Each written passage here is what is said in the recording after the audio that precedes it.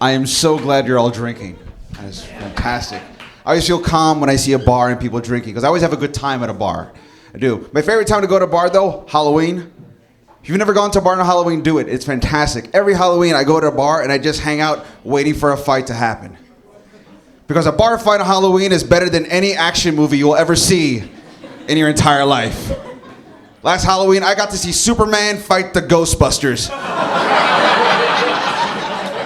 Fantastic. Who you gonna call? An ambulance. I think he's dead. So I gotta stop drinking though. I gotta stop drinking because I'm starting to get fat. Thank you.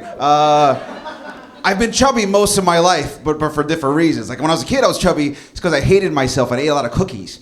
And now as an adult, I drink a lot of beer and I hate everybody else. So it's a whole different reason about being chubby. And I mean, I have a workable chubby. This is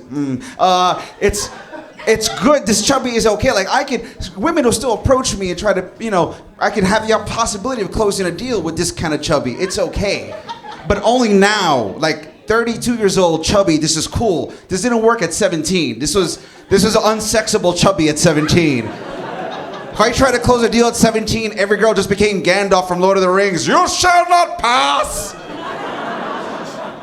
So this is good though, but I don't have to worry about that too much anymore because I'm in an 8-year relationship now, which is okay. There's a kid involved. Relax. Let's be honest. All right. But it's fantastic to be in this relationship. I'm very happy to be in it. It's a little difficult though because I have this very beautiful little daughter and she's this wonderful energy and I am a completely miserable person in real life. I am just sad all over. But when I'm with her, I'm just all sorts of happy. Like she doesn't know who I am in real life. So like when I'm in her, I'm singing and dancing, doing wacky voices and faces. And then as soon as she goes to sleep, I just become miserable again.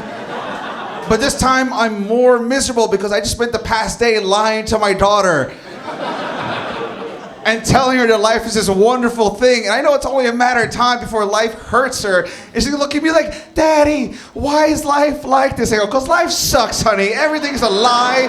Santa Claus isn't real. The Easter Bunny's not existing. And you know what? I think your mommy doesn't love me. I'm pretty sure.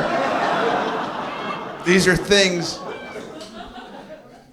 I love her mommy. I really do. We get into very complicated fights sometimes because she is way smarter than I am, which I don't like at all. Because when we get into arguments, like I try to make points which are usually just exaggerated lies, and she just sees right through that. And I always here's the thing, like I am a father now, which apparently people assume that when you have a kid, you care about all the kids in the world. No, I care about my kid. That's all I care about. Everyone else could I don't want it to burn, but I hope they don't get lost. I just care about my kid. That's all I'm concerned about. So sometimes my girlfriend, she's like, we should try to have like a play date. And I don't want to hang out with other parents, especially their kids. So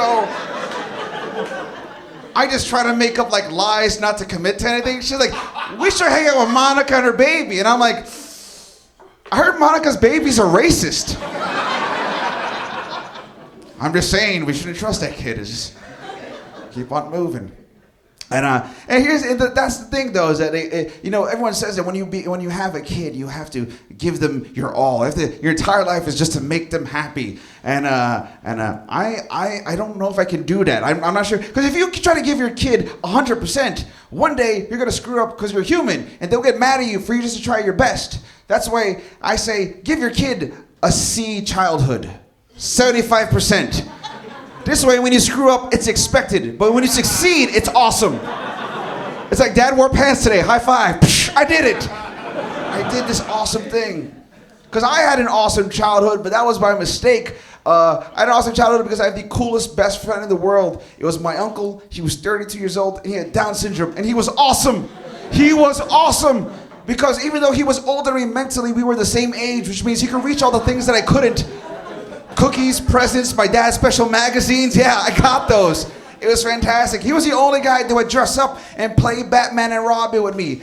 and let me be Batman even though I was a fat kid. Hell yeah. That was amazing. And when he saw me get picked on by a bully, he beat the crap out of that bully. He just knocked him out, man.